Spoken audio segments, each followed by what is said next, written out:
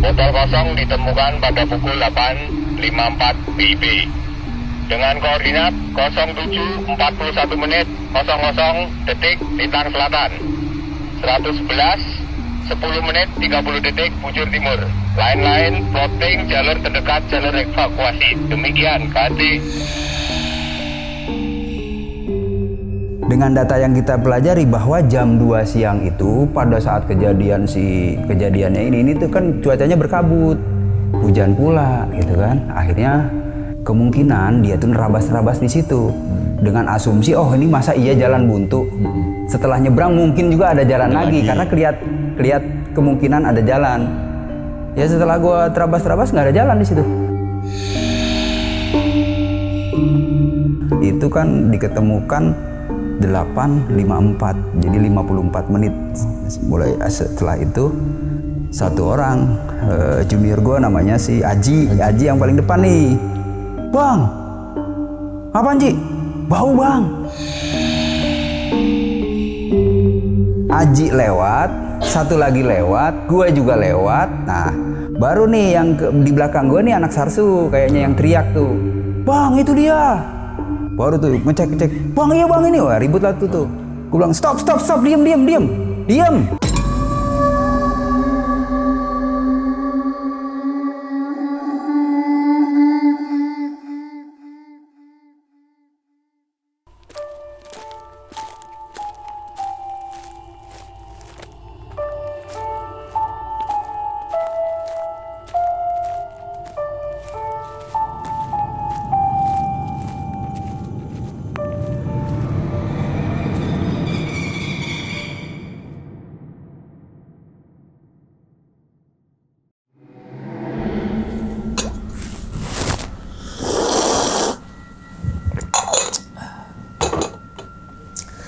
Assalamualaikum warahmatullahi wabarakatuh. Kembali lagi bersama gue Sumar Adi Wijaya atau biasa dipanggil Umang dalam segmen Ngopi Horor. Ya teman-teman semua, pada video kali ini atau pada kesempatan kali ini lagi gue tidak akan membawakan sebuah cerita dan namun menghadirkan narasumber yang tentunya mempunyai pengalaman yang menarik sekali untuk kita bahas. Samping saya ini udah ada Bang Sugi. Waduh, Bang Sugi nih. Orang desa ya? Orang desa sekarang nih ya. Gimana nih Bang, kabarnya Bang? Baik lah. Baik ya? Baik. Semenjak kejadian itu viral nih Bang Sugi nih. Itulah hikmahnya petani. Hikmahnya petani. Oke, jadi pas itu saya ngelihat Instagram Bang Sugi itu lagi di Aceh. Kebetulan ada temen juga sana yang satu posko ya Bang ya, jatuhnya Bang ya. Iya. Satu. Tiba-tiba ketika ada kejadian di pendaki hilang di Bukit Mongkrang, Bang Sugi hadir di situ. Nah, nanti dikulik nih atau diceritain ke teman-teman semua gimana ceritanya dari Aceh tiba-tiba ke Bukit Mongkrang. Apakah tujuannya untuk menolong ataupun pencarian ataupun ada emang suatu kebetulan aja gitu Bang ya? Iya gak Bang? Kok bisa ke situ? Kok bisa ke situ tiba-tiba? Itu yang jadi pertanyaan tuh. Oke, tanpa basa-basi deh, gue penasaran banget tentunya tentang kisahnya Bang Sugi yang dimana beliau bersama tim berhasil menemukan pendaki yang hilang di Bukit Mongkrang selama hampir 23 hari ya Bang ya? Kayaknya segitu dah. Saya 23 hari ditemukan di tanggal 10 Februari. Oke. Ya wis, mungkin tahan dulu kali nih Bang Sugi nih ceritanya nih. Teman-teman Ngopi Horor udah pada penasaran tentang kisahnya Bang Sugi. Dan tanpa berlama-lama lagi kita langsung masuk aja ke dalam ceritanya. Ngopi Horor segera dimulai. Biasa Bang, seruput dulu. Kopinya dulu. Bang Sugi lah. Yo, kopi horor, ini kopi asli. Kopi asli. Horor, kopi apa ya? Nah. Mantap banget. Oke, ya wis, langsung aja kita sikat.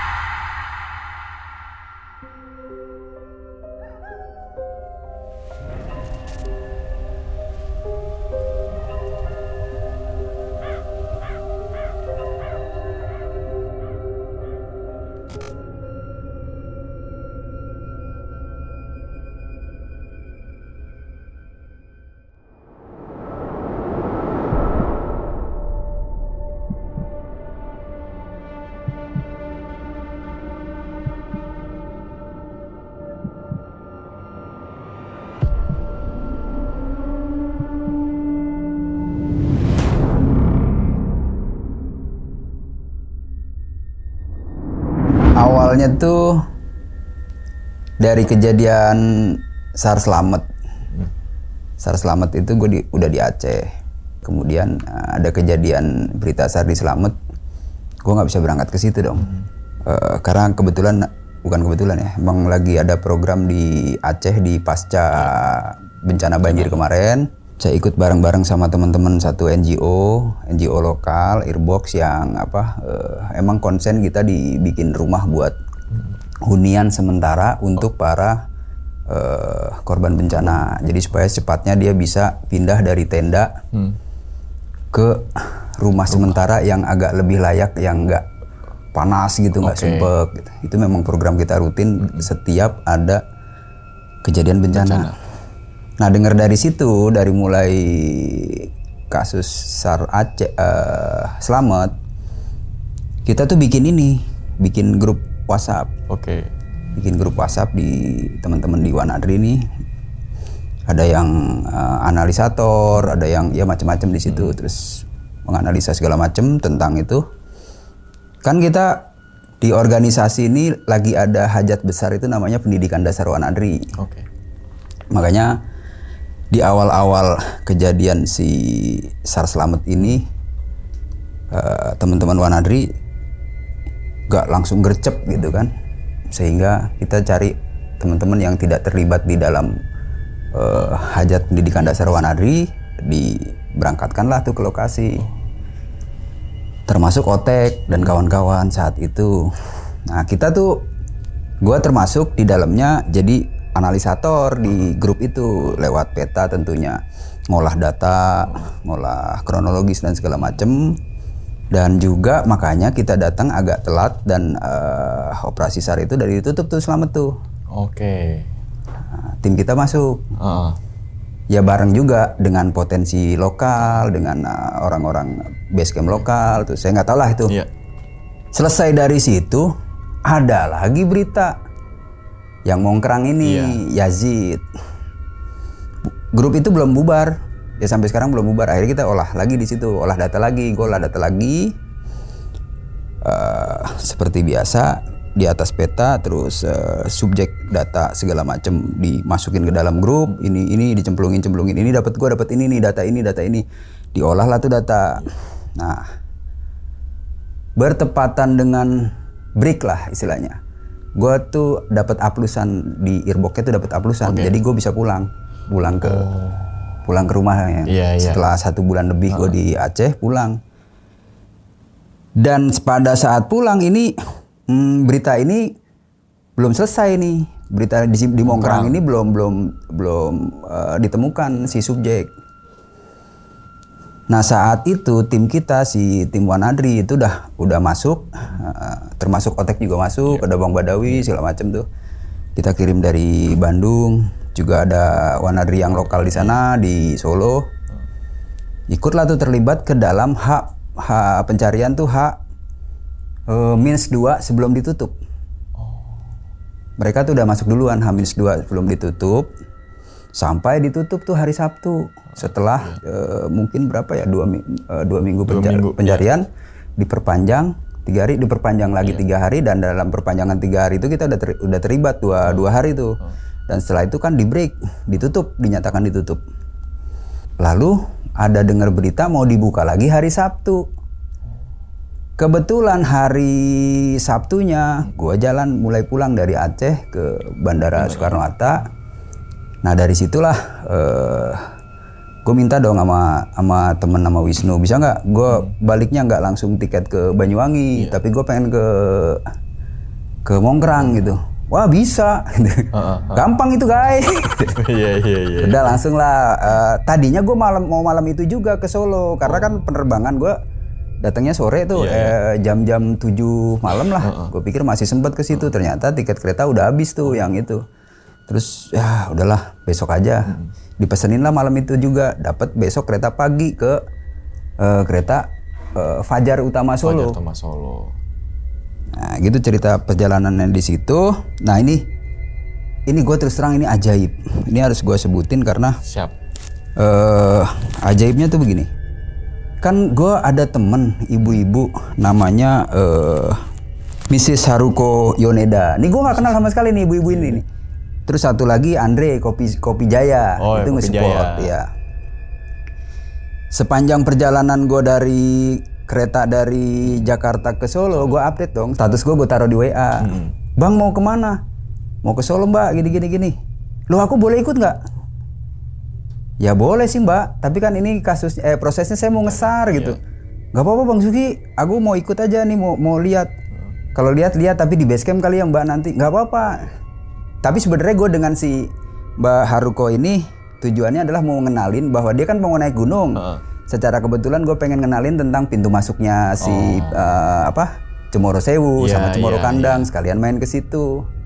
Begitu gue sampai stasiun Solo, dia udah jemput gue ke situ. Bang aku ke situ ya. Iya Pak. Terus juga si temennya si Andre ini juga jemput gue pakai motor. Bang itu nanti ada yang jemput, sekalian ada oleh-oleh buat abang ke atas gitu. Ada dua loh yang jemput. Gua nggak ada yang kenal dua orang ini. Kenal juga baru di situ. Yang akhirnya ya gua karena kasihan nih anak muda ya bawa motor ntar anterin gua ke Mongkrang. Kuyup juga gua pikir kalau hujan. Nah kebetulan ada si Mbak siapa? Hiro apa tadi? Mbak Haruko ini. Ya udah gua bareng sama dia ngobrol lah tuh di jalan tuh gitu. Sampai di sana. Gue telepon Badawi, posisi di mana Wi? Oh di sini di parkiran.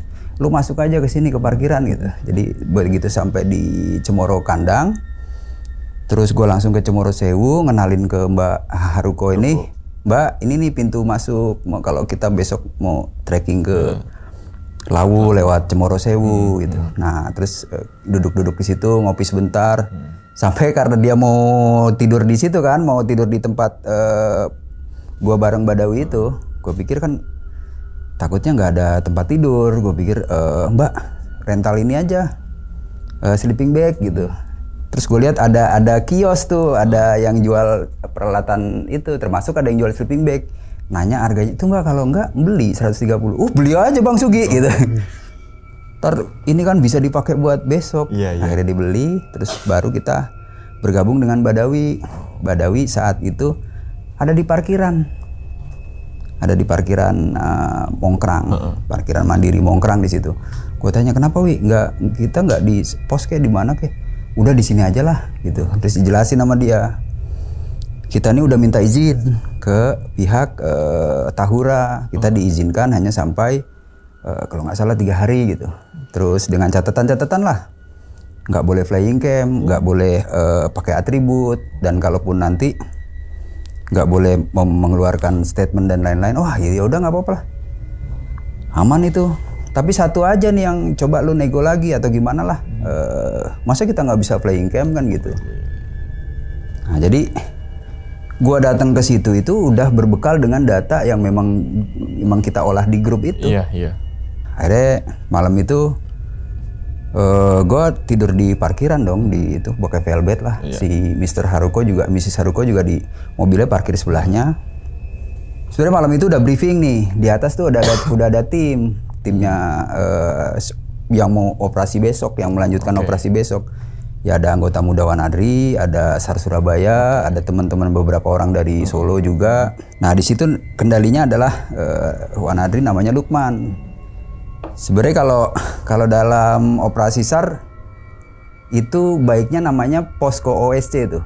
OSC. Nah si Badawi ini posko SMC itu kalau dalam struktur operasi SAR. Tapi karena kita nggak boleh bikin struktur, cuman kita bikin sistem aja supaya pencarian ini efektif gitu.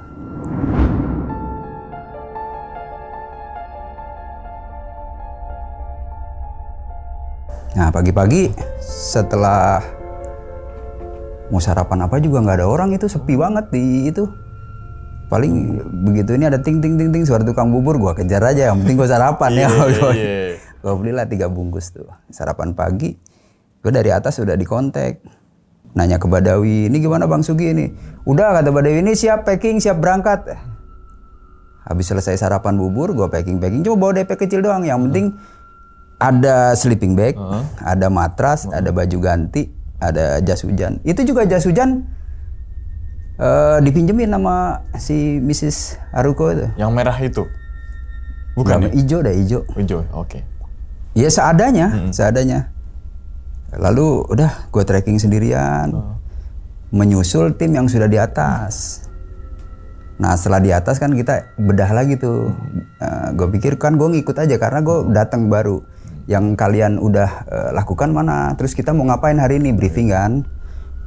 Briefing ini. Jadi kita mau mulai cari terobosan lanjutan dari puncak Mongkrang sampai pos 3. Iya. Karena kronologisnya adalah seperti itu. Jadi kronologis yang udah kita baca nih, yang termasuk gue baca adalah si anak ini kan 4 orang gitu. 4 orang dia dalam rangka lari trail running menuju ke puncak Mongkrang. Nah setelah data banyak didapat, ternyata si almarhum ini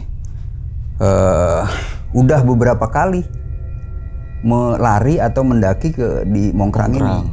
Jadi ini kalau gue menilai ini bukan pendakian ya, itu lari-lari di situ gitu, di jalur Mongkrang. Karena jalur Mongkrang itu besar kok, besar banget. Jadi gue cara menghitung dengan kira-kira tuh gini, 1, 2, 3, 4, 4 meteran tuh jalur, 4 meteran, gede, 4 meter mah, gede.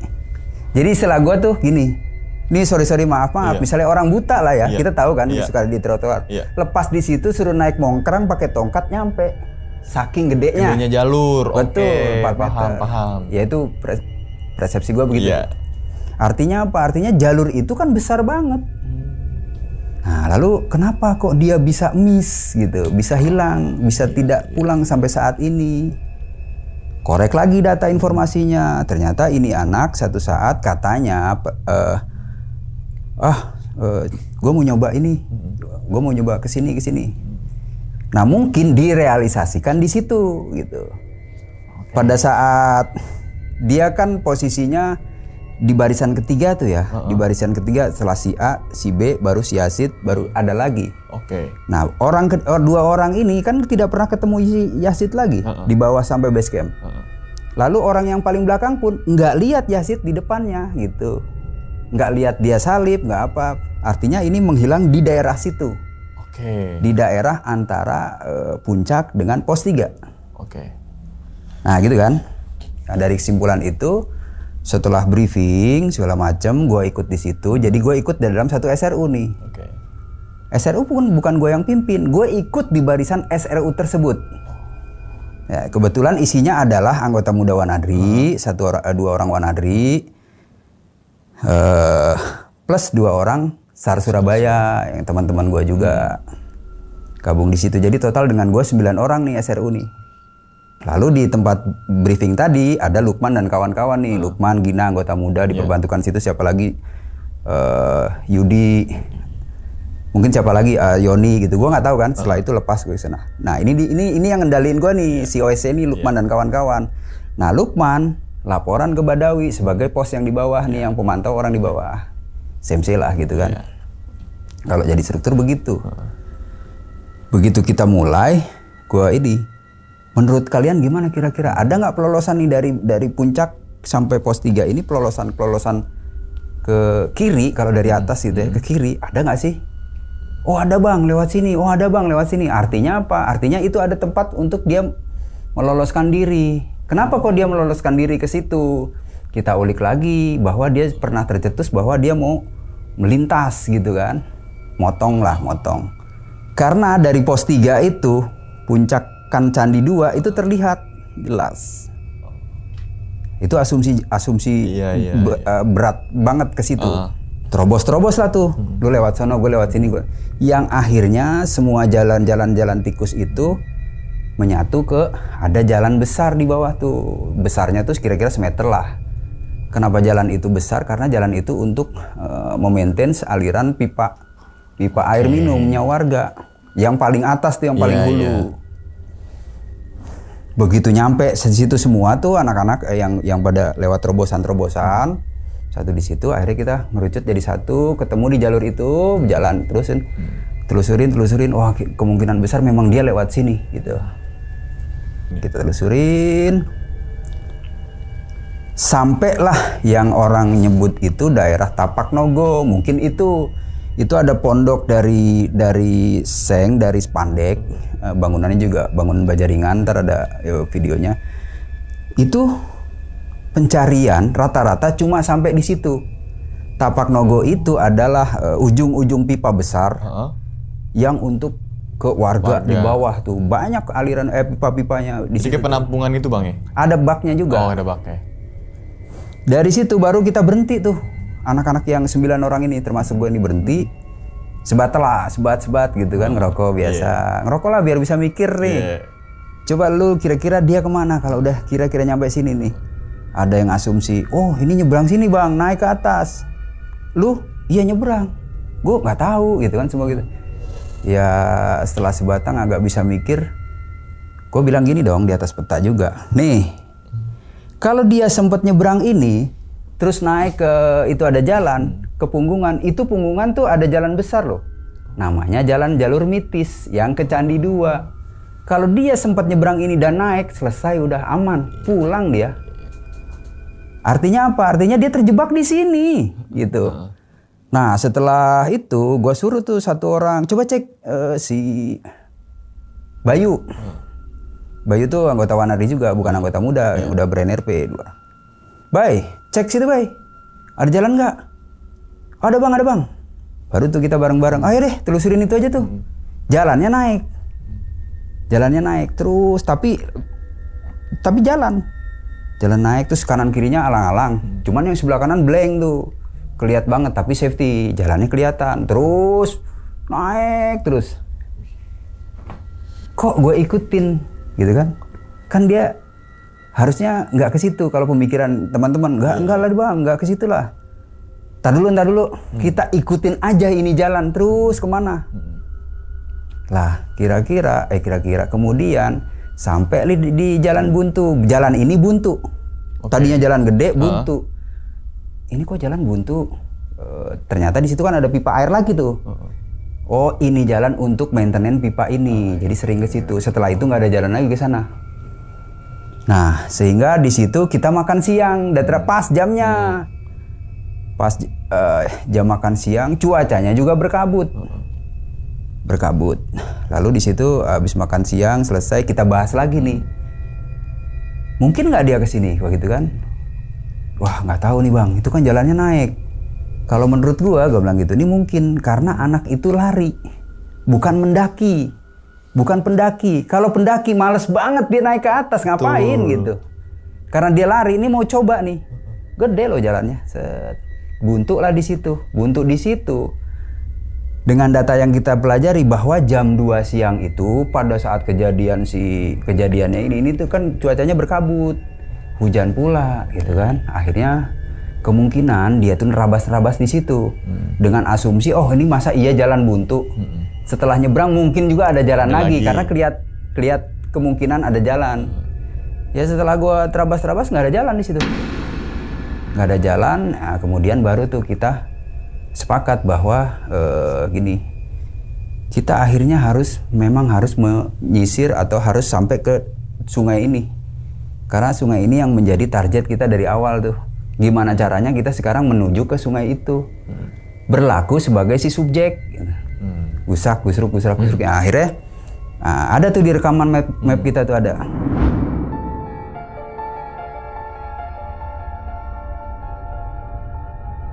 Masuk. Di pertengahan sambil nyari jalur-jalur yang enak gitu, yang jalur yang bukan enak itu dalam arti bisa dilaluin turun tanpa harus alat-alat walaupun agak vertikal gitu. Ya main prosotan lah gitu, seneng-seneng aja.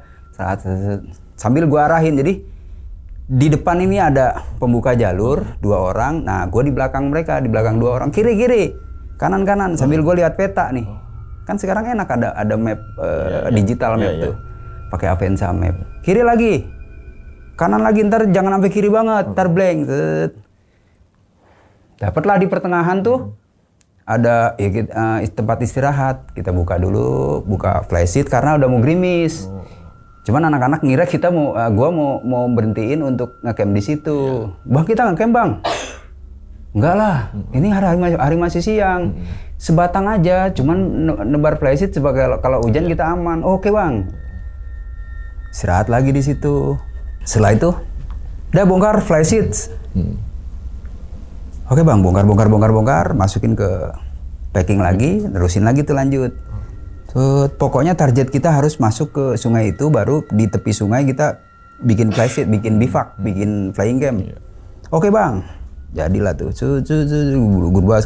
Tepat kira-kira jam 16.30-an baru kita dapat tempat agak landai, terus kita juga harus buka-buka kan, harus dibikin buat tempat tidur nanti malam. Tuh bagi tugas, ada yang ngambil air ke bawah, ada yang bentang flysheet, cari kayu bakar, masak, bikin air hangat. Ya sampai selesai, sampai malam lah tuh di situ. Malam baru gua buka peta lagi. Loh kita ternyata udah di sungai utama nih, pinggirnya persis kan. Udah ngambil air, tempat kita ngambil air tuh sungai utama tuh. Masak-masak di situ, kita briefing. Bang, kita kayaknya udah di sini nih, kita udah jauh dari tempat yang dituju di sana. Iya memang kan kita poinnya adalah menuju ke sungai. Setelah itu besok kita pencarian ke atas. Oke bang, udah gitu. Nah malam itu komunikasi kita putus dengan tim relay, dengan Lukman dan kawan-kawan tuh, mau Badawi segala macam tuh udah putus. Akhirnya kita ya udah sih, toh nggak ada problem, nggak ada kesulitan, nggak ada apa, kita lancar-lancar aja, matiin aja, tunggu besok. Nah, kita setelah itu malam, setelah kita makan malam, api unggun udah nyala, kita briefing untuk pergerakan besok. Deh, kita tidur di situ, light off. Nah pagi hari, malam itu kita sepakat bahwa besok paling siang kita harus jam 8 sudah bergerak. Makanya kita pagi hari itu harus sudah masak, bangun pagi, masak dan sebagainya untuk pergerakan besok. Pagi itu gitu, kita udah bangun, udah masak segala macem, udah selesai. Baru gue bivak, kita nggak usah bongkar, gue bilang gini. Kok gimana bang? Kita nggak jadi pindah ke sana? Enggak, kan kita cuma nyusur ke atas. Nanti toh kalau itu nihil tidak terjadi, ntar kan kita balik lagi ke sini. Nah pergerakan itu kita batasin sampai jam 3 sore nanti. Hari itu. Ketemu nggak ketemu jam 3 sore sampai manapun kita tarik mundur lagi, bivak lagi di sini. Makanya ini kita nggak bongkar. Barang-barang juga kita tinggalin di situ. Yang kita bawa hanya bekal makan siang sama perlengkapan tali-tali. Tapi bukan tali itu kan, kita juga bawa tali yang 200 meter tuh. Gue bilang, gila lo berat-beratin aja, ini mah nanti kalau memang kita perlukan. Nah buat besok, yang kita perlukan buat susur sungai ini, satu orang pada pegang webbing kan. Webbing beberapa, terus nanti ada karabiner dan lain-lain, bawa aja itu. Headlamp semua, terus sama bekal makan siang, kompor buat ngopi kita di atas itu. Gerak tepat pukul 8 pagi. Jalan penyusuran busrak-busruk gitu ya ke sungai itu. Nyusur sungai. Kira-kira itu kan diketemukan 8.54, jadi 54 menit. Mulai setelah itu satu orang junior gue namanya si Aji yang paling depan nih. Bang, apaan Ji? Bau bang. Bau. Iya, setelah itu baru tuh mulai tuh depan si Aji, depan gue ada satu lagi baru gue. Lu nyium nggak? Iya bang. Baru gue ndus. Oh iya, bau. Tapi nggak jauh kan itu, daerah situ aja baunya. Aji lewat, satu lagi lewat, gue juga lewat. Nah, baru nih yang di belakang gue nih anak Sarsu kayaknya yang teriak tuh. Bang, itu dia. Baru tuh ngecek. Bang, iya bang ini. Wah, ribut lah tuh. Gue bilang stop, diam. Azan lah gue di situ. Dah, azan itu ya untuk itulah. Mendiamkan keributan itu supaya jadi hening azan. Sebelum azan gue udah ngomong, plotting dulu ya. Udah plotting baru gue azan. Setelah plotting ketemu koordinatnya, buka radio komunikasi, langsung gue beritain bahwa di koordinat sekian ditemukan botol dalam keadaan, subjek ditemukan botol dalam keadaan kosong gitu. Nah itu kan kode kita udah Oke. tahu. Oh berarti subjek ditemukan dalam keadaan meninggal dunia. Gitu. Botol kosong. Oke, ya. Itu kodenya. Makanya ada orang yang salah persepsi. Oh ditemukan botol kosong duluan tuh. Sebenarnya bukan itu Iya, kode. Di berita kan ada itu tuh. Subjek ditemukan sebelum diketemukan botol kosong, iya, gitu. Ceceran botol kosong. Jadi humor aja itu. Kenapa langsung gue share, langsung gue laporkan? Karena waktu penemuannya masih pagi, masih memungkinkan untuk dievakuasi. Jadi seandainya itu sore, misalnya kemarin sore lah ketemunya, akan gue keep tuh. Kenapa gue keep? Bukan untuk macem-macem supaya orang nggak kredit. Coba bayangin kalau misalnya ketemunya sore, ya infoin, kredit kan tuh, ya akhirnya bisa jadi menimbulkan masalah lagi tuh, yang kesasar lah, yang ini kan ribet. Untungnya itu pagi, jadi gue masih langsung gue share langsung di nggak tahu lah tuh Badawi dan kawan-kawan tuh. Nah anak-anak tanya, terus gimana bang? Gini, kita itu kan tugasnya searching dan sudah menemukan. Kalaupun kita mau evakuasi, ini berat, kita nggak cukup dengan ber9 orang ini. Terus gimana bang? Lu tandain, oh nih bang bawa marker gitu kan, anak-anak markernya kecil. Lu marker tebar aja tuh di pohon-pohon yang supaya orang bisa ngelihat itu tempat itu. Terus sama ada lagi nggak yang pakai, gue mau pakai kaosnya anak sarsu kan nggak mungkin gitu, walaupun kaosnya oranye. Buat tanda aja, gue taruh di atasnya si subjek gitu. Pas gue lihat webbing kan, udah webbing lu aja tuh, webbing itu aja buat tanda gitu. Lu bentang di atasnya itu, kan kelihatan tuh oren. Oh iya bang, nah, pasang lah itu. Udah setelah itu, udah kita laporkan, udah kita tandain lokasinya, baru kita turun. Terus turun berbarengan. Pada saat turun kan gue nggak segitu-gitu aja kan, main turun-turun aja nggak. Coy, gimana caranya kita bantu bikin jalur evakuasi? Naiklah tuh gue di sini, wah terjal. Turun lagi, wah terjal. Ya sudah, pada akhirnya kita kan udah kontak di atas biar mereka juga sama-sama mencari jalur buat mengevakuasi si subjek. Akhirnya diturunin juga lewat sungai itu kan, turun akhirnya persis di depan bivak kita tuh, di seberang bivak kita baru itu naik ke atas. Evakuasinya ke situ pada akhirnya. Nah, cuma setelah gue meninggalkan subjek itu turun menuju ke flysheet. Udah rame kan tuh, kita udah arahin si tim evakuasi untuk menuju ke titik subjek. Udah aman, udah kita packing, kita naik ke bekas jalurnya tim evakuasi tuh. Kita naiklah situ lah. Udah rame nih, wah, udah. Ya, anak-anak juga, emang gimana bang kalau udah ketemu? Ntar juga rame, gituin. Slow aja, kita cabut. Oh gitu bang, iya itu pengalaman-pengalaman yang sering kita lakuin. Si Wanadri mah udah kalau udah nemu udah kasih tahu koordinatnya, titiknya, nanti biar tim evakuasi juga datang. Kan nggak mungkin kita tenaganya sedikit gitu. Kita 2 hari prasotan aja udah lumayan capeknya gitu. Sekarang tinggal dia yang bekerja. Jadi makanya gue bilang, nih ada namanya kan SAR, ada 2 unsur, search and rescue. Itu kalau masih hidup. Kalau sudah MD, search and evakuasi. Tugas kita udah selesai, search-nya ini. Cari. Oke bang, ya, akhirnya kita hahaha itulah naik selesai. Tim evakuasi udah rame datang. Kita gabung ke tempat relay, tempat Lukman. Lukman juga udah banyak orang tuh. Udah bang, langsung aja ke itu, tempat Bang Badawi. Sampai ke parkiran, Badawi udah pindah ke tempat jalur bakal evakuasi ke daerah Mintis lah kalau nggak salah tuh, ke rumah makan apalah kita di situ. Nah itu kan udah rame di parkiran Mongkrang tuh, di base camp Mongkrang udah banyak banget orang. Mungkin nyari-nyari ya si Wanadri ini mana gitu kan, ya salah sendiri. Kita kan nggak boleh pakai atribut. Iya. Ada tuh siapa gitu, oh Badawi. Gi itu kalau ada tim pelari cepat, ada yang menanyakan itu dokumentasi.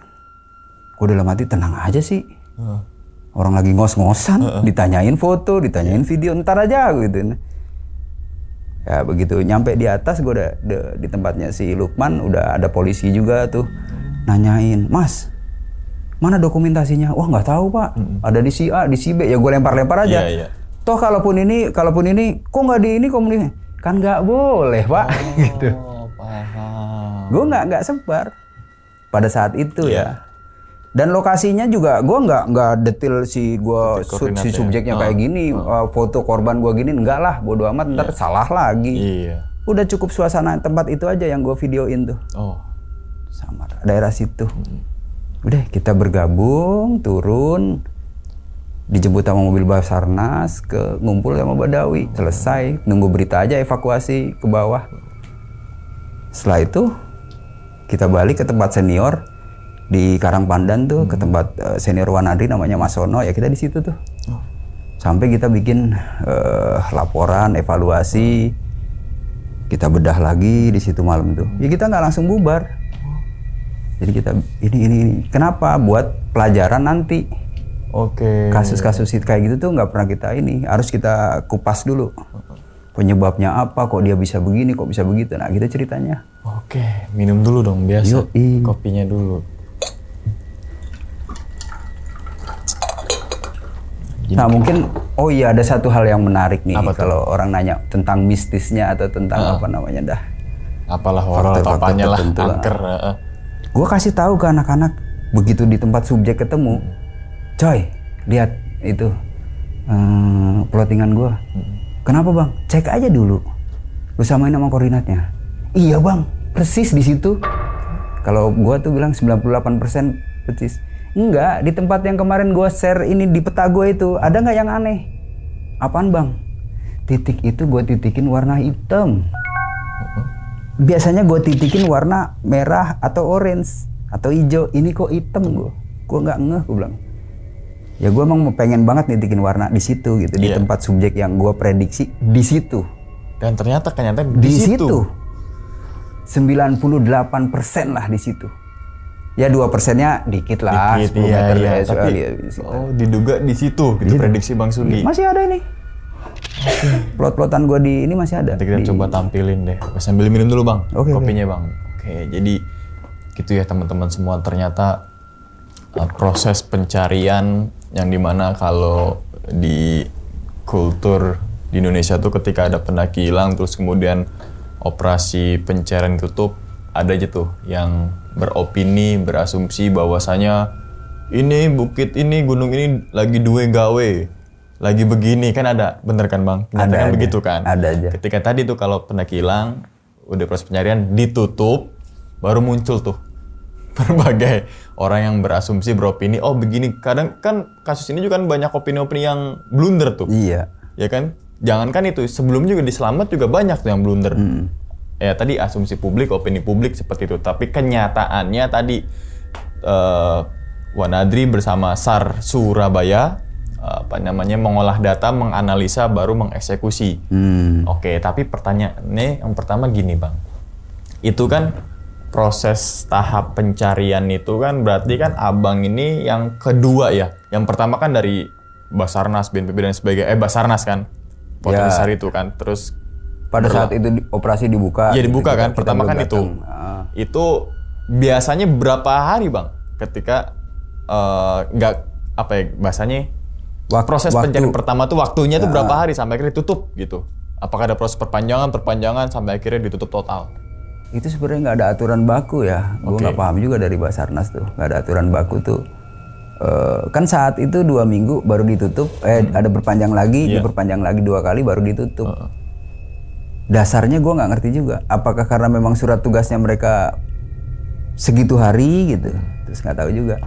Oke, berarti kan misalkan ketika dibuka proses pencarian pertama atau ketika hilang terus proses pencarian ditutup, terus kemudian kenapa diperpanjang lagi tuh nggak tahu kita ya. Nggak tahu. Terus kemudian tutup dan misalkan nggak ketemu nih terus tanpa ada proses pencarian yang kedua yang mandiri, ya kasihan dong si korban. Iya. Subjek, sorry. Kan gue analisa itu kenapa kita kekeh mau meneruskan pencarian. Itu dasarnya adalah ada satu search area yang kita plotting yang tadi gue analisa di peta itu belum tercari. Gitu. Belum dicari daerah situ, sehingga kita penasaran ke situ. Oke, berarti tempat abang nemuin subjek itu belum dicari dari tim yang pertama, mungkin bahasanya gitu ya? Iya, belum pasti dicari. Kan mungkin abang sering kan ngesar di gunung, tahulah mana yang bekas dicari dari patahan ranting dan sebagainya. Bang. Itu berarti benar terjamak? Belum. Oh. Nah, begitu gua datang kan, itu dikumpulin juga kan data-data mana yang sudah search area-nya sudah dicari.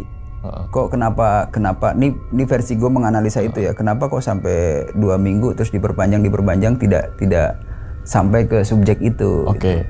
Mungkin kan kalau gue nganalisa gini, ini dari data subjek. Siapa sih yang subjeknya ini, gitu kan? Siapanya ini kan ya si Yazid tadi. Iya, pendaki pemula atau apa gitu. Betul, Bang. latar belakang dia apa. Terus kejadiannya di mana? Oke. Kejadiannya adalah Puncak dan Pos 3. Lagi ngapain? Oh, lagi lari-lari gitu. Terus ini anak kok bisa hilang sementara jalurnya gede? Kenapa? Ternyata dia punya keinginan untuk ya motong atau membuat surprise lah, supaya gue tahu-tahu ada di base camp atau mau di mana gitu. Itu tipikalnya dari data subjek tuh secara psikologis dia punya sifat itu gitu. Dia dari teman-temannya itu. Itu kan prediksi-prediksi kita kan. Sah-sah aja. Oke, berarti kronologi dari ketiga temannya itu si subjek ini ke atas lagi untuk katanya kan kalau kita dilihat berita kan ngambil apa? Jaket atau apa tuh? Oh, ya? Itu data yang kita pelajarin gini. Jadi si jaketnya Yazid itu tidak tertinggal, tidak jatuh terus tertinggal, bukan. Jatuh dibenerin. Gitu. Jadi pada saat nih turun si Yazid duluan, jaketnya lepas, jatuh, dibenerin, 2 orang ini menyusul. Jadi kalau kata teman-teman ya, itu seolah-olah si Yazid itu mau biar dia duluan deh gitu. Gua entar dulu. Nah, dia mungkin lihat belakang nih karena masih ada 1 orang, nggak kelihatan sama dia, baru dia belok di belakang pos 3 itu. Yang berharapnya nongol-nongol di base camp. Di depan pos candi, dia motong dulu ke Candi 2 di jalur itu, terus mungkin nanti akan lebih duluan ke base camp. Apalagi pokoknya tadi tahu-tahu dia di base camp gitu. Menganalisa bahwasanya si Yazid ini udah 3 kali kalau nggak salah ya. Beberapa kali, saya nggak tahu 3 atau 4 kali. Pokoknya ya asumsi gue tuh beberapa kali dia lari di situ. Iya, dan ditambah lagi jalurnya tadi 4 meter. Gede. Ya, mohon maaf deh kalau bahasanya nggak mungkin lah nyasar gitu. Iya, betul. Terlebih lagi Yazid udah pernah ke situ beberapa kali. Betul banget. Dan misalkan toh beneran jaket jatuh, ya pasti kan di areal jalur pendakian kan, nggak mungkin di samping-samping gitu kan. Oke, terus kemudian nih Bang, kan tadi Abang ini termasuk Wanadri dan juga ada perwakilan Sarsu, ada proses pencarian mandiri bahasa tadi ya. Nah, ada izin-izin khusus gak Bang? Misalkan nih, ketika dari Basarnas tutup, jebret, terus saya pengen nih bikin penasaran, pencarian deh dengan skala kecil, misalnya beberapa relawan yang memang, yuk kita nyari nih. Nah itu izinnya kayak gimana? Izin. Jadi kita ada proses juga tuh. Ada yang lobby izin tetap. Izin ke Basarnas, izin ke Tahura, izin ke. Ya pokoknya itu proses itu dilakukan tuh. Sebelum gua datang itu udah dilakukan. Makanya kita diizinkan dengan catatan tidak flying camp, tidak menggunakan atribut, tidak mengeluarkan statement ini itu. Cari-cari aja. Nah makanya Badawi bilang pas lu nih laporan bahwa si subjek ditemukan, itu gua ditelepon dari pihak Tahura. Wah, Nadi udah keluar apa belum atau bagaimana? Akhirnya Badawi, ntar dulu pak, Badawi gitu. Ini subjek sudah ditemukan. Ada cerita Badawi gitu. Akhirnya udah itu. Oke, berarti lagi di ini juga dipantau kita tuh. Beberapa hari kita ngapain di situ dan udah ketemu apa belum gitu. Berarti diizinkan tapi ada batas waktu gitu Bang. Ada batas waktu. Oh, dan itu dikasih waktu 3 hari tadi ya? Katanya begitu. 3 hari terus kemudian ditemukan subjek ini di hari kedua. Iya. Setelah gue. Iya, 2 hari kedua berarti ada spare sehari misalkan kayak gitu bahasanya. Di hari ketiga berarti kan. Oh, dari ketiga. Hari pertama. Pas hari terakhir lah bahasanya. Iya, hari pertama pencarian gue belum datang, hari kedua gue ikut langsung gabung, hari ketiga ditemuin. Oke, ini yang menarik lagi nih Bang. Flying camp. Nah, itu yang bahasa Inggrisnya kan kalau bahasa flying terbang, camp terbang. Oh, campnya di pohon kali. Nah, arti dari flying camp itu apa Bang? Flying camp itu camp berpindah-pindah. camp berpindah-pindah, oke. Iya, tidak camp pokok. Camp berpindah tuh tujuannya begini. Mau jauh mau deket, itu awal dulu sistem itu kita gunakan tuh supaya efektif. Jadi ini areal yang kita udah search gitu kan. Iya. Kita udah search, belum ketemu. Kita nggak balik lagi ke sini. Oh. Kita berhenti di situ, mendirikan camp pakai flysheet. Pokoknya sifatnya dinamis. Makanya nggak ada orang cerita flying camp ngesar tuh bawa tenda, bawa kursi, bawa ini, bawa itu. Enggak. Pokoknya alat yang paling cepat untuk melakukan searching. Dan itu berpindah-pindah. Pindah terus aja begitu. Kalau nah kayak tadi gue jelasin tuh, kenapa kita ngecamp di situ di pinggir kali? Ya sudah di situ karena ini udah sore. Kita besok akan lanjut ke sono. Kalau ini kita balik lagi ke Mongkrang ya ke base camp, kan ini besok ke sono lagi. Butuh waktu lagi gitu. Oh, oke. Jadi kayak misalkan dari titik A ke titik B, waktu udah sore ke titik B ngecamp. Belum ketemu. Belum ketemu nih. Terus pagi lah baru lo mulai melanjutkan. Misalkan targetnya tadi jam 3, misalkan kita analogikan titik C. Dari B ke C nggak ketemu juga terus tuh. Terus flying camp terus. Oh, berarti bukan misalkan poskonya bahasanya kayak gitu ya? Poskonya terus misalkan dibagi berapa, udah sore naik lagi. Enggak gitu. Hasil kan nggak nyampe bawah tuh, bahasanya gitu. Akhirnya kan nggak efektif kan, bolak-balik di situ aja gitu. Oh, baru tahu. Jadi kecurigaan gua nih, sorry bukan maksud ini. Iya. Pendakian selama itu dari base camp, mereka naik pencarian nih, briefing, cari bos sampai puncak. Hari itu kan kanan kiri jalur, cari lagi, turun. Capek dong dia. Hari kedua orang lain dong yang mencari, bukan dia lagi kan? Iya. Di situ lagi. Sampai jauh balik lagi ke base camp. Lusa dicari lagi orang yang berbeda, oleh orang yang berbeda. Ke situ lagi. Iya nggak sih? Iya. Coba lihat di IG dah. Akhirnya bolak-balik dekok di situ-situ aja. Iya. Sementara areal yang kita curigai belum tersapu. Yang harusnya bisa disapu karena dengan sistem flying camp itu tadi. Oke. Tadi kan abang ngeplotting tuh, ya kan titik kayaknya dicurigai di sini deh. Tuh atas dasar insting, analisa peta atau apa? Analisa peta. Karena di daerah yang gue titikin itu kemungkinan besar itu banyak faktor bahayanya, tebingnya tinggi, terjal dan sebagainya. Ini trouble kemungkinan besar di situ gitu. Tapi biasanya gue nggak di satu titik. Kalau nggak di sini gitu. Ada 3 minimal 4 gitu. Kayak Sukhoi itu dulu gue bikin 4 prediksi. Di prediksi yang ketiga Sukhoi itu bener. Itu tuh cuma 1 dan warnanya hitam. Gue tunjukin ke anak-anak, coy. Ini sorry nih, terserah lu mau percaya nggak percaya. Ini masih ada nih. Titik temuannya kan di sini. Ini plottingan gue hitam warnanya. Emang apa bang artinya hitam? Hitam tuh tanda kematian, gue bilang gitu.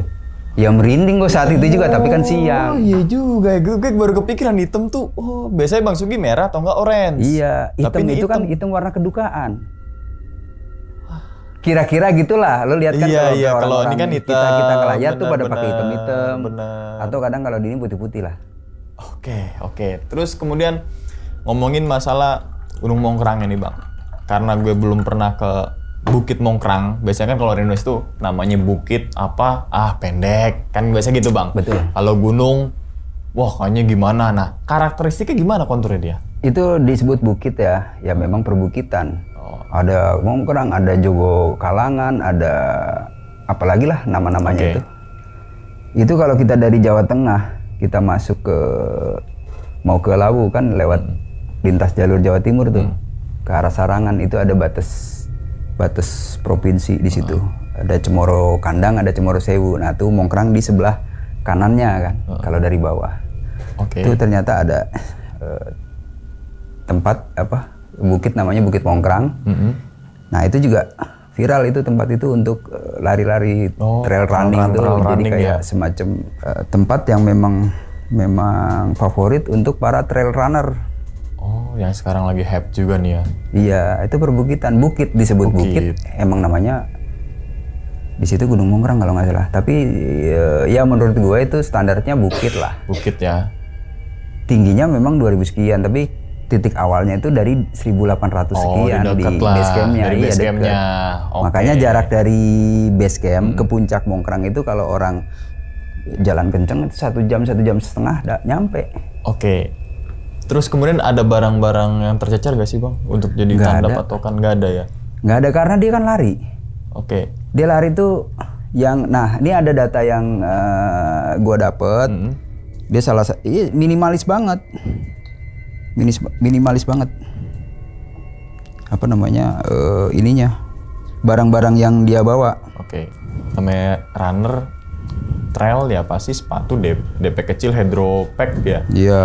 Gitu. Nih kayak Jaket, kaos waterproof. pendek warna hitam dia. Oh. Pakai celana pendek warna hitam, jaket parasut warna hitam, sepatu Hoka, kaos kaki warna hitam, jam tangan Garmin, runner belt warna hitam, soft flash, 1 botol Coca-Cola, ini makanannya, minumannya, snack fit bar, rokok kelas mil, pakai headset bond. Udah segini aja datanya, kan minim tuh.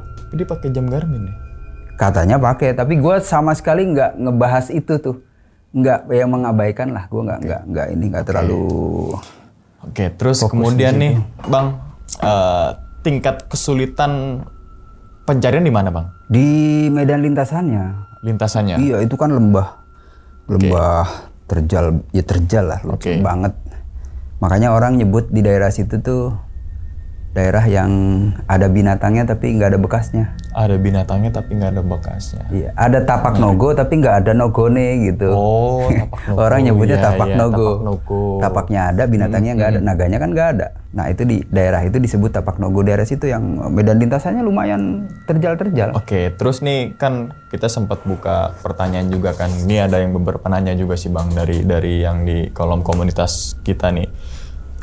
Bagaimana metode penyisiran area grid search atau tracking jejak? Metodenya Maksudnya? ya itu namanya tracking mode. Tracking mode itu mendeteksi jalur-jalur tracking yang kemungkinan dia lalui. Oke. Kalau ada detection mode artinya nanti mendeteksi barang-barang yang kemungkinan dia cecerkan. Nah, kalau ada lagi tipe 3 tuh udah ada searching tipe 3 tuh udah baris gitu tuh. Oke. Itu kalau udah ditemukan sesuatu yang mencurigakan, kita untuk sempit search area supaya lebih akurat, kita baris tuh. Karena kadang ada ininya bahasanya adalah 5 kompas 1 gitu. 5 kompas 1. 5 orang SRU dalam satu regu itu kan 5 orang. 5 orang patokannya kompas. Jaraknya per 1 meter jadi barisannya gitu. Jadi itu disebut 5 kompas 1 bahasanya gitu. Jadi tuh akurat banget pencariannya. Udah kayak sisir aja. Oke, Mau terus nggak mau pasti ketemu. kemudian nih Bang Sugi ini instingnya kuat banget.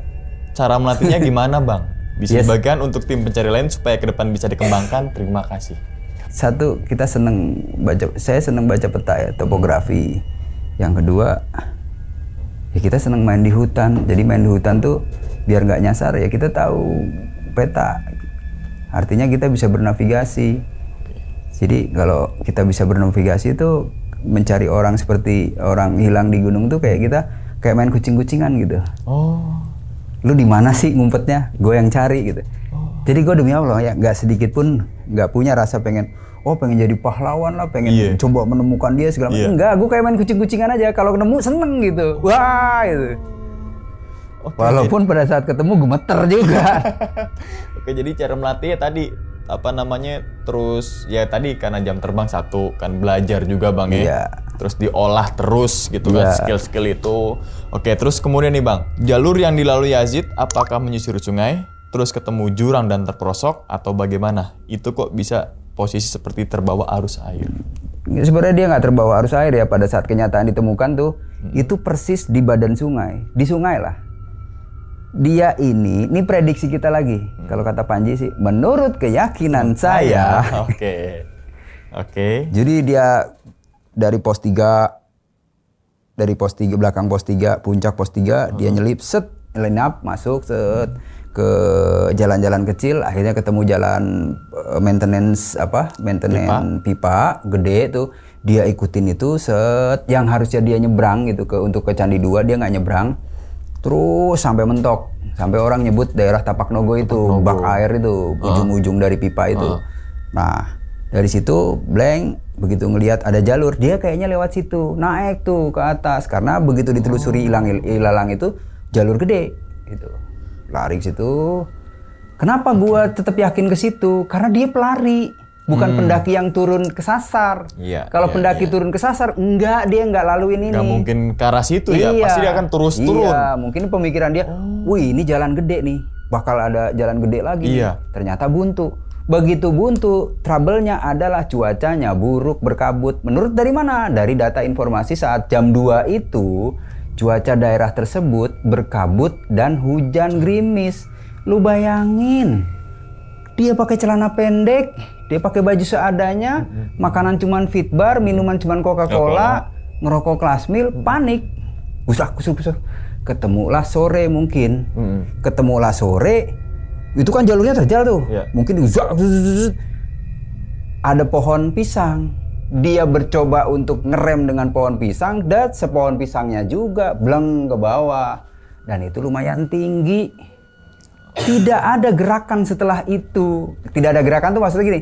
Daerah situ tidak ada Bekas terobosan-terobosan. Terobos-terobosannya. Langsung aja di situ, di titik poin itu.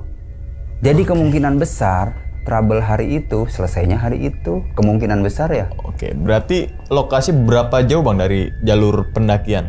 Kira-kira? Kalau kita tarik garis ya kita ada hampir 3 kiloan lah. Jauh dong Bang. Lumayan jauh. Nah ini satu trik lagi. Kita menganalisa data tadi yang saya bilang tuh. Siapa dia? Fisiknya lagi bagus. Dia pelari, fisiknya bagus. 2 itu. 3 dia ada celetukan mau motong. Kejadiannya pagi hari. Pasti Di bawah jam 12 lah ya, di bawah jam 10 tuh. Oh, berarti waktu moving itu masih.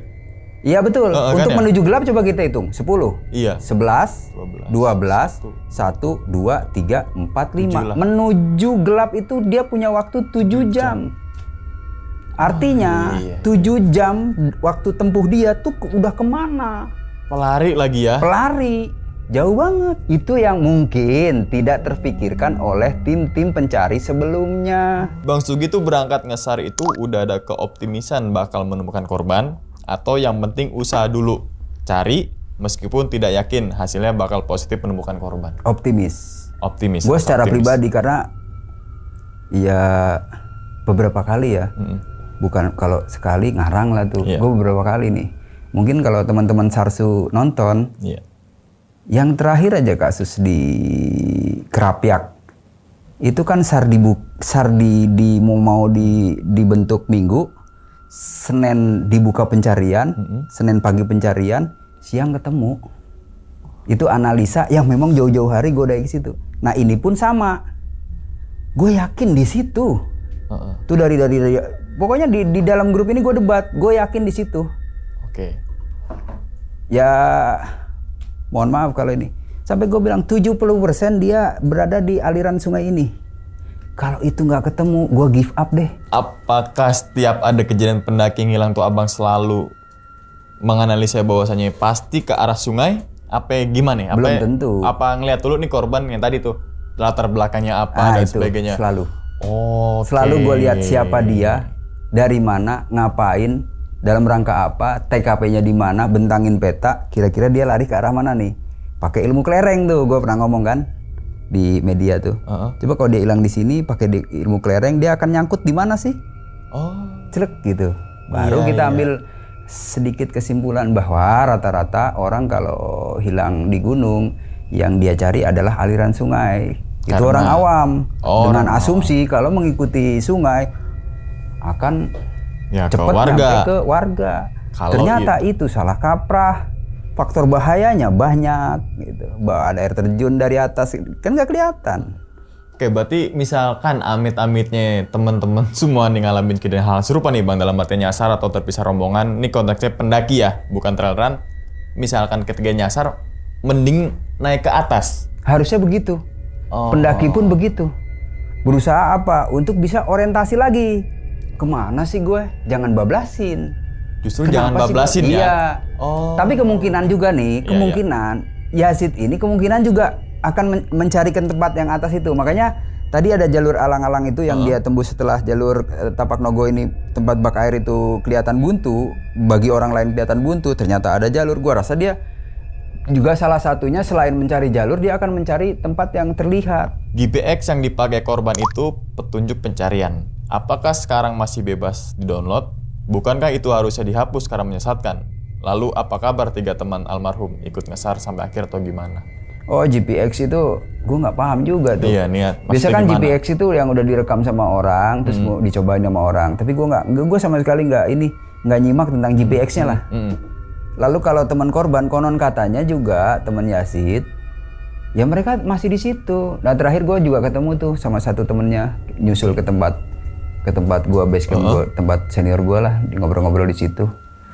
Itu kebetulan orang yang paling belakang tuh. Gue tanya sama dia, lu sebenarnya ngelihat Yazid pada saat itu?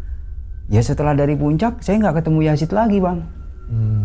Lost aja gitu. Oke. Padahal Yazid di depan dia.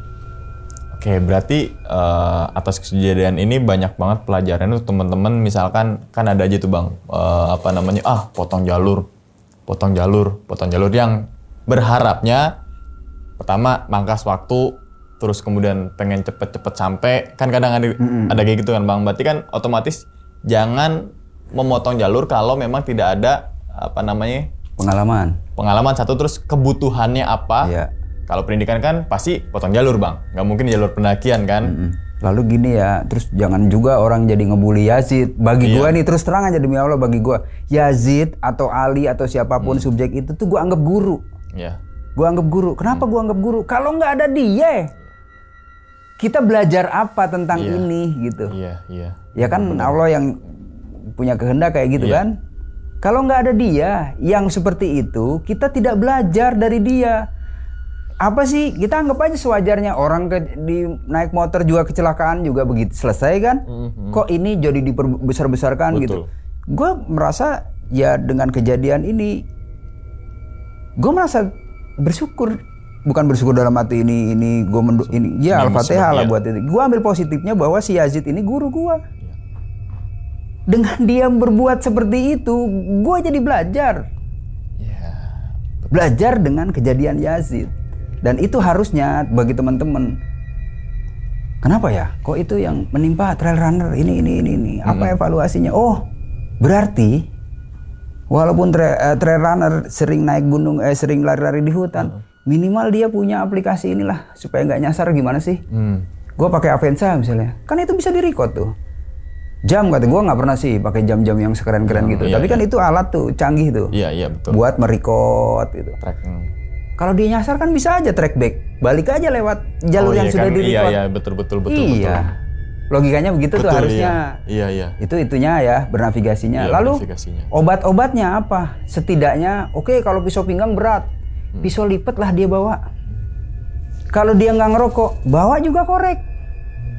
Buat apa? Ya satu saat kalau terjadi lagi seperti itu tidak panik. Gua ada pisau nih buat survival kan. Cari metik-metik tanaman tumbuhan yang bisa gua makan. Bisa cari-cari daun buat bikin shelter sementara gitu kan. Walaupun nahan-nahan dingin gitu, berharap besok ditemukan. Jadi minimal dia harus juga para trail runner ini harus punya basic itulah gitu. Saran gue ya. Dan gak cuma trail runner bang, pendaki juga harus ya. Kalau pendaki udah otomatis itu harus punya skill itu. Skill itu ya. Ini yang wajib yang tidak kita ngeh gitu. Ternyata lu tuh bermain di tempat yang berbahaya gitu. Di areal danger area, jadi harus lu bekali dengan skill-skill itu.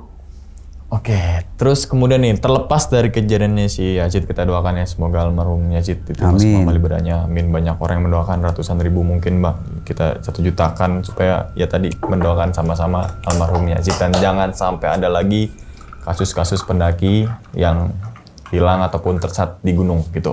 Terus kemudian nih bang, ini terlepas dari kisahnya di Gunung Mongkrang nih bang, abang nih berkecimpung di dunia SAR dari mulai tahun berapa sih sampai akhirnya di tahun ini nih masih terlibat gitu? Dari 93 itu gue selepas gue ikut pendidikan dasar Wanadri dan lulus itu kan setelah selesai ada namanya kita satu angkatan dikumpulin di Bandung tuh. Oke. Di Bandung untuk briefing anggota muda. Pulang dari situ bertepatan dengan Mapala UI membuat event yang namanya 17-an di di Surya Kencana tuh dulu. 93 tuh.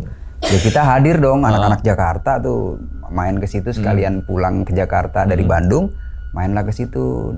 Kejadian itu juga ada tuh. Pendaki yang mau ikutan Jambore Mapala UI ini nyasar ke Gunung Sela Rumpang gitu tuh. Puncak Sela. Kita saat itu ada lah sekitar belasan orang nih anggota muda Wanadri dari Jakarta di Surya Kencana, didapat berita bahwa ada yang nyasar dan belum ini belum itu. Di briefing sebentar, dari Surken turun ke Pos Putri. Itu berapa menit? Paling 25 menit. Dari situ kita ikut pencarian gitu ya, nyusul si subjek orang-orang yang kesasar itu. Di tahap itu kan gue baru belajar tuh. Oh gini nyari-nyari orang tuh gitu. Nah yang gue nggak akan lupa pertama kali itu tahun 96 di sebelahnya Mongkrang di kasus Sar Purwanto. Pertama kali yang bikin pelajaran gue itu almarhum Purwanto tuh. Dia hilangnya di Penggik, pos 3 Penggik. Itu juga udah beberapa hari, udah 1 minggu pencarian, di break, semua SRU diturunin, dievaluasi, besok lusanya naik lagi, gue ditunjuk jadi OSC. Dan saat itulah, gitu, ya bekerja sama dengan si orang semi dukun itu pencarian. Oke Pak, besok Bapak yang pertama mimpin deh, ntar setelah itu saya. Sampai si Pak Harsono itu ditinggal sama anak buahnya kabur, tinggal berapa orang nih, ikut tuh bareng sama gue tuh anak-anak, tinggal anak-anak SRU Tim SAR yang ada dari Jakarta, dari Surabaya, dari Jogja gitu ya. Ada 8 orang termasuk gue nyari si Purwanto ini ke arah yang memang gue udah tuju ke situ. Jauh banget. Udah kita nurunin sampai kaki gue tekilir, udah sampai ilfil lah udah. Lah, jauh banget nih, nggak mungkin lah dia ke sini. Karena kenapa nggak mungkin? Udah 2 air terjun. Nggak ada dia. Begitu di air terjun ketiga udah jauh banget, ketemu ceceran. Di air terjun ketiga lah ketemu. Di situ tuh gue mulai pede 1.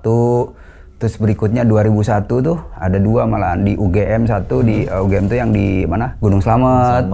Terus nggak lama dari situ di Citiis, Gunung Salak. Ya.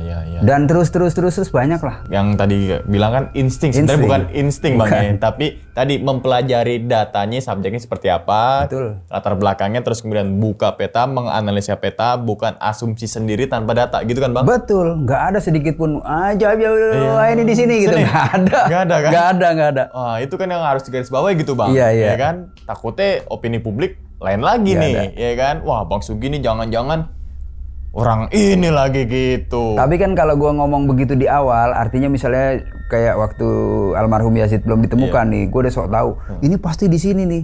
Yang ada gua dibully orang. Sok tahu lu Gi, sok ini lu Gi. Tapi gua keep aja itu. Setelah tahu nih plottingan gue dari awal tuh begini. Bener. Oh iya Bang, jadi gua nggak ngada-ngada. Ini kan banyak juga nih. Kenapa kok Wanadri tampil itu ketika proses pencarian itu ditutup? Ya ini kan secara kebetulan aja. Gitu. Iya tadi udah kan? gua udah jelasin. Ternyata kan. udah jelasin kan. Betul. Lagi ada hajat besar. Betul. Itu. Terus kemudian yang tadi PDW Pendidikan Dasar Wanadri itu, toh misalkan nggak berbarengan juga tim daripada Wanadri akan anggota Wanadri gercep langsung. Pasti gercep. Ikut dari SAR gabungan ini. Karena kita ada di Wanadri itu. Dulu gue sempat bentuk juga tuh di Jakarta, namanya tim Siagasar Wanadri. Kadang nyeleneh kita 24 jam, Siagasar Wanadri 24 jam. Kadang kita jadi debat tuh di dalam Siagasar 24 jam, sok tahu kita nih. Coba bayangin kalau ada orang nelpon jam 2 malam, mau nggak lu siaga gitu? Ya akhirnya ya bikin aja Kang. Ya, ntar gimana-gimananya kita evaluasi aja. Itu tuh si Wanadri tuh. Terus gue bentuk, misalnya untuk mengantisipasi itu, untuk menjawab itu. Ya otomatis gue bikin pengadaan, gue menginisiasi di Jakarta tuh pengadaan 5 ransel, 5 golok tebas, 5 matras, 5 sleeping bag, itu disimpan di satu tempat, itu satu SRU. Yang alat tersebut nggak boleh dikutak-katik hanya untuk kebutuhan SAR. Jadi kan kita namanya anggota banyak nih, kan ada yang bisa, ada yang enggak. Siapapun yang saat kejadian ada waktu, langsung merapat ke sekret. Jadi prosesnya bisa cepat, kenapa? Ya begitu. Oh ini di mana? Di Gunung Slamet. Terus langsung siapa yang punya ini? Gue. Oke siap, berangkat. Bikin langsung surat tugas dari DP, dari operasi, dari Kabid Operasi, khususnya untuk Siaga SAR. Bikin tuh. Bikin tanda tangan surat tugas, ada satu. Lu hitung RAB menuju Gunung Slamet berapa? Ajuin ke bendahara, keluar tuh. Tapi itu kalau lewat organisasi. Setelah kayak gue ini ya sukarela aja sih. Gue punya duit, gue punya waktu, gue dateng. Titik itu doang. Ya sebenarnya banyak tadi kayak Bang Sugi ini menjadikan Yazid dan juga satu lagi siapa yang di Gunung Slamet tuh? Ali apa sih Pak? Jadi kan guru ya Bang ya? Iya, jangan kita bully itu. Jangan kita bully. Sama aja sih lu naik motor. Ya jelas aja lu naik motor nggak pakai helm kecelakaan mati. Bukan itu juga kali. Itu kita jadiin guru. Kenapa lu kecelakaan mati? Ya karena lu nggak pakai helm. Akhirnya kita pakai helm. Oke, berarti itu setiap tempat guru. adalah sekolah dan setiap orang adalah guru. Itu dia. Oke Bang, terus kemudian yang terakhir nih Bang. Ada pesan nggak sih Bang untuk para pendaki ataupun para trail runner ataupun para relawan gitu Bang? Dalam kasus-kasus yang pernah Bang Sugi turun. Kalau para pendakinya nih supaya tidak terjadi hal itu gitu. Iya. Ya saat ini nih yang agak repot nih, karena penggiat kita banyak banget nih. Budak. Entah tujuannya mau eksis, mau validasi, mau apa ini itu. Itu yang gue terus terang kurang srek adalah yang pada TikTok. Oh TikTok tuh yang tanpa bermalam tanpa ya? bermalam, naik turun. Itu sebenarnya kalau menurut gue pribadi nih, itu ada ukurannya. Ukuran kita beraktivitas nih, bekerja aja 8 jam ya. Iya. Jadi gunung yang atau jalur gunung yang layak dijadikan untuk jalur TikTok adalah yang waktu tempuh naik dan turunnya itu bisa dicapai dalam waktu 8 jam. Kayak Mongkrang oke lah buat TikTok nih. Wah itu gue setuju banget, itu nggak apa-apa, itu memang areal ini. Hanya memang harus ya sistem pengamanannya lagi tuh. Setelah dari kejadian ini kan harus diperketat lagi. Bagaimana gitu. Kayak Gunung Slamet itu nggak pantas buat TikTok. Lu bayangin naik Gunung Slamet aja nggak cukup waktu 8 jam itu. Hitung deh. Kan orang ada batasnya tenaga ini nih. Betul. Lemesnya tuh ada batasnya. Raung, jangan main-main lah Raung buat TikTok. Ampun. Jadi kita seolah-olah ngelawan gitu. Ngelawan kodrat si gunung gitu. Iya. Lu tahu larinya di gunung, bekalilah dirimu dengan pengetahuan-pengetahuan tentang outdoor activity atau gimana kalau gua kena sesuatu di gunung, apa sih antisipasinya? I want to survive, kayak gimana gua harus survive? Itu setidaknya kita punya itu, sehingga gua punya bekal itu, sehingga gua nggak panik. Kalaupun gua nggak bisa nyari jalan keluar, gua berharap bisa berlindung sambil menunggu pertolongan gitu. Jadi nggak mau babi buta panik gua harus keluar buat yang akhirnya celaka.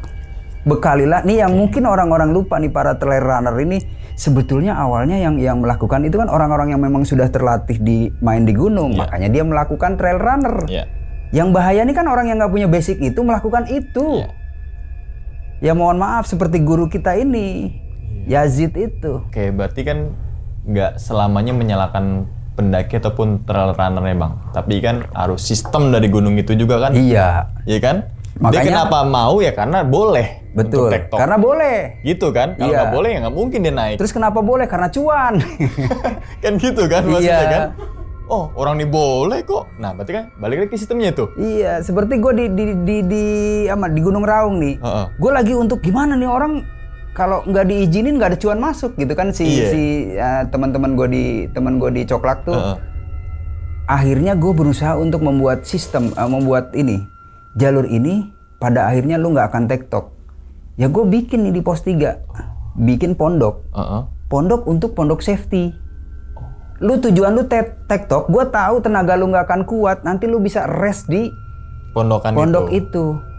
Dengan terpaksa lu harus tidur di situ untuk memulihkan tenaga lu yang kemarin udah capek. Dan tempat itu harus aman, harus safety. Gue akhirnya akan jawab begitu. Supaya tetap si TikToker ini dengan tidak sengaja tidak akan TikTok, lu akan mengecas tenaga lu di pondok itu. Pengen gua gitu di Raung Selatan. TikToker. Oke, jadi gitulah intinya Pak. Tadi perbekali dengan pengetahuan, logistik dan sebagainya, tapi sistemnya juga lebih ituin lagi Bang, ya diperketat lagi gitu kan. Itu kayak mungkin Ini kita review lagi nih kejadian si siapa yang Brazil di Rinjani. Kan begitu. Pada akhirnya ide gue dulu pengen tuh di Pelawangan tuh ada pondok buat emergency kan. Lengkap dengan petugas dan alatnya. Kayaknya sebelum itu kejadian pas gitu kita sempat ngomongin itu deh. Kita kan pernah ngomong. Kan itu kan. Andai itu ada nih, terus bener, tambahin bener, dengan bener. safety prosedur sistem keamanan lainnya, misalnya ada CCTV, bisa dipantau dari bawah. Jadi ketahuan kan perilaku pendaki nih. Jadi begitu ngelihat ada trouble, ini ada orang yang lagi piket di pos Pelawangan itu. Begitu ada trouble, ada alat yang bisa digunakan untuk menolong. Begitu ada trouble, ada petugas yang memang sudah terlatih untuk menolong. Insya Allah sih orang Brazil itu selamat, tapi kan tidak ada waktu itu. Akhirnya kita bisa mengevaluasi dari gurunya si orang Brazil ini kita anggap guru. Kalau ntar dia nggak lakuin emang bangsat. Ya itu kan jangan kita mau cuannya aja tanpa mau memperbaiki sistem itu gitu loh. Bener. Ya sorry gue harus kritik gitu kan. Iya. Soalnya kita sempat ngomongin di balik kamera kan itu kan. Iya. Ya ini diekspos aja. Ini pendapat gue. Iya. Oh Sugi ngomongnya kasar. Lu kalau gue nggak kasar lu nggak dengerin. Iya. Terus kenapa gue harus ngomong kasar? Gue pelaku. Gunung ini gunung Indonesia. Indonesia ini negara gue. Ini gunung gue. Kalau ada tamu main ke tempat gue terus blacklist terus begini gue juga thanksin gitu. Siapa sih Sugi? Bukan siapa-siapa, gue cuma sumbang saran, gue nggak ada kepentingan, demi Allah nggak kepentingan. Kepentingan gue tuh cuma supaya kita nih punya gunung-gunung yang indah, kita kelola dengan baik, semua mendatangkan hasil, tapi itu asik jadi destinasi wisata petualangan. Orang banyak yang nggak setuju, bukan wisata itu. Ya, whatever lah, apa sih? Tapi menurut gue itu wisata petualangan, wisata minat khusus. Antisipasinya juga harus bener. Jadi kayak di Raung nih, gue cuma punya 2 motonya. Apa bang? 1 zero accident, 2 zero complaint. Kenapa zero accident? Supaya tidak ada kecelakaan di situ. Antisipasinya gimana? Wajib pakai guide lokal. Di gitu Raung kan? lewat mana dulu bang? Biar tahu ya teman-teman semua. Raung lewat mana? Via mana? Raung Selatan. Nah, jadi gue daripada gue banyak omong, gue bikin di situ deh. Oke. Gue berusaha untuk itu. Ngapain gue ngomong ini itu? Lu percuma, lu nggak akan denger. Gue bikin aja di Raung Selatan. Oke. Begini loh. Ini yang sedang gue bangun, tapi belum nyampe nih karena cuan. Iya. Gak ada. Ya lo mau nyumbang ayo. Oke. Nanti coba. Karena gue nggak ada cuan. Kalau ada cuan gue realisasikan gitu. Oke, jadi gitu Gue latih guide-nya, gue sistem keamanannya, nanti gue pasang angkor, pengamannya ini itu dan sebagainya. Antisipasi supaya apa? Supaya tidak terjadi kecelakaan pengunjung. Artinya itu zero accident. Terus zero complaint. Jangan sampai orang komplain, ya Raung Selatan sampahnya banyak, komplain kan? Kagak nyaman. Pengunjung main musik segala, ini sono style ini. Enggak, itu kita batasi. Sehingga apa? Pengunjung nyaman. Sehingga apa? Zero komplain. Ngomongin masalah zero accident nih bang. Kan ada tuh di salah satu taman nasional yang pendaki itu wajib membawa gelang yang berisi chip atau apa tuh namanya? Di Gunung Gede lagi mau diterapin nih kayaknya. Nah gitu kan. Iya. Itu termasuk daripada cara mengatasinya juga bang. Iya termasuk. Itu kan sistem aja. Sistem aja. Pengamanan. Jadi maksud dia tuh kalau ada pendaki pakai ini, lu kemana ini akan terdetek gitu. Itu juga bagus antisipasi. Jadi banyak yang harus kita evaluasi. Sorry misalnya kayak ke Ranukumbolo ya. Itu kan sebenarnya udah nggak butuh guide sih menurut gue. Keyakinan Bang Sugi. Iya menurut. Lalu antisipasinya apa? Setiap pos itu aja kasih CCTV, pantau dari bawah. Lu bisa mantau semuanya, termasuk kelakuan brengsek pendaki, lu bisa pantau dari situ. Keluar jalur tinggal, nih salah jalur, balik. Lu nyampah ketahuan. Oh iya. Dalam setiap ini ya, pos 1, pos 2, pos 3, Ranukumbolo, kasih itu aja. Kan gak ada yang private di CCTV-in demi keamanan. Iya. Kalau mau private di hotel aja. Oke, jadi gitulah teman-teman semua yang dimana tadi Bang Sugi deh. Gue jadi kemana-mana. Kalau Bang Sugi kemana-mana emang biasanya. Jadi gitu ya teman-teman semua yang dimana proses pencarian mandiri dari teman-teman dari Wanadri dan juga SAR Surabaya. Alhamdulillah si subjek bahasanya Bang ya, bukan Subjek. survivor Bang ya. Subjek ditemukan dalam keadaan botol kosong. Atau dalam artian MD kodenya tuh ya. Tapi sebelum ditutup nih teman-teman semua juga misalkan penasaran dengan gimana sih proses pencariannya ataupun gimana sih gambaran lokasinya. Nanti teman-teman semua langsung aja mampir ke YouTube Bang Sugi kan Bang ya. Karena kan udah di-upload tuh proses pencariannya. Kan ini juga nanti video-videonya ambil aja lah, share aja. Jangan lah Bang. Ya enggak, buat kebutuhan bersama, buat belajar. Tapi bukan diizinin kan? Diizinin. Aman kalau izinin mah lega saya. Oke, tapi langsung aja di YouTube apa Bang? Sugi Kiting Channel lah. Sugi Kiting Channel. Di situ ngebahas ya tadi. Ya tentang kelakuan gua.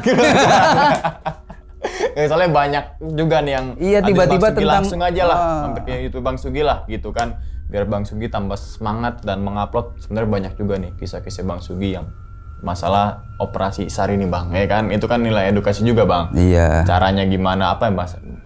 Bedah kasus ya? Iya, studi kasus. Studi kasus Dari ya? kasus-kasus itu kita pelajarin, kita sini. Oh, ini pernah punya kasus ini ada kasus ini. Itu jadi bahan pelajaran buat kita selanjutnya. Supaya apa? Yang biar nggak terjadi lagi itu.